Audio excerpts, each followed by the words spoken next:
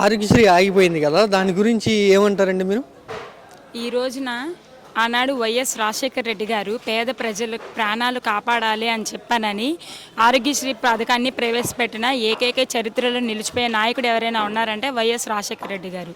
తండ్రికి తగ్గ తనయుడుగా వైఎస్ జగన్మోహన్ రెడ్డి గారు అధికారంలోకి వచ్చిన వెంటనే ఆరోగ్యశ్రీ కార్డు ద్వారాగా ఎవరైతే పేద ప్రజలు ఆరోగ్యం బాగోకపోతే వాళ్ళు ప్రాణాలు కోల్పోకూడదు డబ్బు లేక అనే ఆలోచనతో ఈరోజు వైఎస్ జగన్మోహన్ రెడ్డి గారు ఆరోగ్యశ్రీ పథకాన్ని వైఎస్ఆర్ కాంగ్రెస్ పార్టీ అధికారంలో ఉన్నప్పుడు ప్రతి ఒక్కరికి ఎంతోమంది ప్రాణాలను కాపాడిన దేవుడుగా వైఎస్ జగన్మోహన్ రెడ్డి గారు ఉంటే ఈరోజు చంద్రబాబు నాయుడు గారు చీమ కుట్టినట్టు కూడా లేకుండా ఆరోగ్యశ్రీ పథకాన్ని నిలువున నీటిలో పడేసినట్టుగా దాని పక్కన నిమ్మకు నీరెత్తినట్టు కూడా చంద్రబాబు నాయుడు గారు స్పందించట్లేదు. పేద ప్రజలంటే పేద ప్రజల ప్రాణాలంటే ఆయనకి అంత లోకుగా కనిపిస్తుందా అని మేము ఈరోజు ప్రశ్నిస్తున్నాము.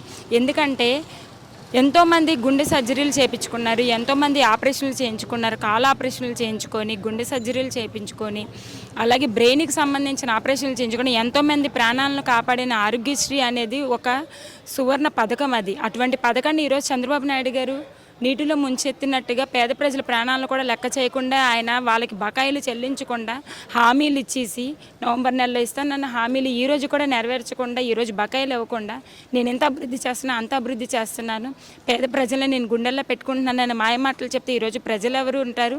ఈరోజు ఒక పేద ప్రజలు వాళ్ళకు ఒంట్లో బాగోలేదని హాస్పిటల్కి వెళ్తే ఈరోజు డబ్బులు లేకుండా ప్రాణాలు కోల్పోతున్న ఎంతోమంది ప్రజల్ని ఈరోజు మనం ఆంధ్రప్రదేశ్లో చూస్తూ ఉన్నాము. దీనికి కంపల్సరీగా గవర్నమెంట్ సమాధానం చెప్పాలి, పేద ప్రజలకు అండగా నిలవాలి అని చెప్పానని మేము హెచ్చరిస్తున్నాము. ఈ ఆరోగ్యశ్రీ ఆగిపోవటం వల్ల ఎవరికంటారు నష్టం అంటారు? ప్రజానికానికే నష్టము. ఎవరైతే డబ్బు లేక వైద్యం చేయించుకోలేని ఎవరైతే ఉంటారో ఆ ప్రజానికలు ప్రాణాలు కోల్పోతారు కదా. ఆ రోజు వైఎస్ జగన్మోహన్ రెడ్డి గారు హార్ట్ అటాక్లు వస్తే 5 నిమిషాలు 10 నిమిషాలు ఆరోగ్యశ్రీ పథకాన్ని అమలు చేసి గుండెకి ఆపరేషన్లు చేసి ప్రాణాలు నిలబెట్టిన ఘనత ఉంది వైఎస్ఆర్ కాంగ్రెస్ పార్టీకి.